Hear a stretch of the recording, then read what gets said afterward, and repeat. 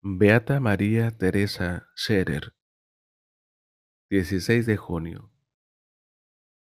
María Teresa Scherer nació el 31 de octubre de 1825 en Megen, Lago de los Cuatro Cantones, Suiza. Bautizada con el nombre de Ana María Catalina, era la cuarta de 7 hijos.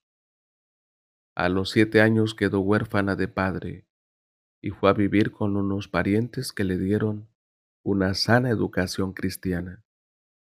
En los tiempos libres se ocupaba de los trabajos de la casa y del campo. A petición de su madre entró en el hospital cantonal de Lucerna para completar su preparación doméstica a la edad de 16 años.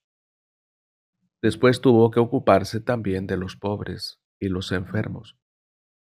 Fue admitida en la Tercera Orden de San Francisco y en la Congregación de Hijas de María a los 17 años. Durante una peregrinación a Einsiedeln, se sintió llamada a la vida religiosa.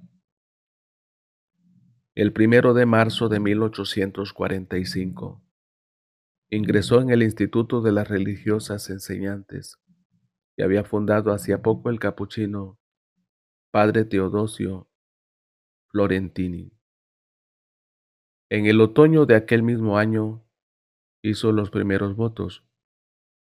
Un año después fue enviada a Baar y luego a Oberalgeri como profesora y superiora en ambas comunidades.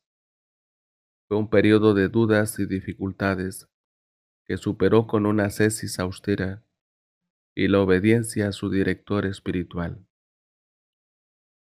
El año 1850 el padre Teodoro la llamó a Náfels para que guiase el hospicio de los pobres y huérfanos. Ese mismo año el padre Teodosio fundó en Coira un pequeño hospital y encomendó a María Teresa su dirección. Ella aceptó convencida de que el carisma del fundador abarcaba el aspecto escolar educativo y el caritativo. En el año 1856, las religiosas enseñantes se separaron del fundador para continuar su apostolado educativo independientemente. Sor María Teresa sufrió mucho por ello. Oró, se aconsejó y finalmente comprendió que Dios deseaba se ocupase en el futuro de las obras de misericordia espirituales y corporales. En 1857 fue elegida superiora general de las religiosas al servicio de la escuela y de los pobres. Al lado del padre Teodosio guió el Instituto de las Religiosas de la Caridad de la Santa Cruz, que se desarrolló rápidamente.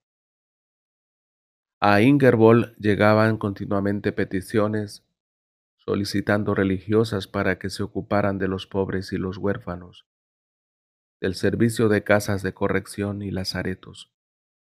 Eran tareas pesadas, pero estaban en sintonía con el pensamiento de la Madre María Teresa.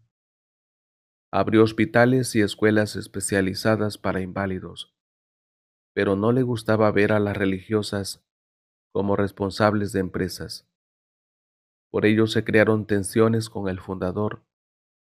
De todas formas estaba persuadida que la intención del padre Teodosio era resolver la cuestión obrera con justicia y solidaridad, por lo que le ayudó todo lo posible y a cuyo espíritu permaneció fiel aún después de su muerte, acaecida el 15 de febrero de 1865. Recibió no solo su herencia espiritual, sino también la material, teniendo que trabajar ella y sus hermanas durante años para saldar las deudas que había contraído el padre Teodosio en su apostolado social. Luchó por salvar las instituciones que había dado al instituto el padre Teodosio, aun a costa de oponerse al celo reformador de sus sucesores. La Madre María Teresa era la regla viviente, pero pocos años antes de su muerte fue criticada por el modo de guiar la congregación y de observar la pobreza.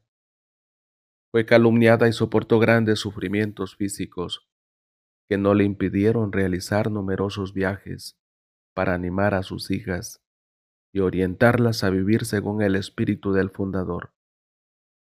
Falleció el 16 de junio de 1888. En el convento de Ingelbol ya formaban parte del instituto 1689 religiosas.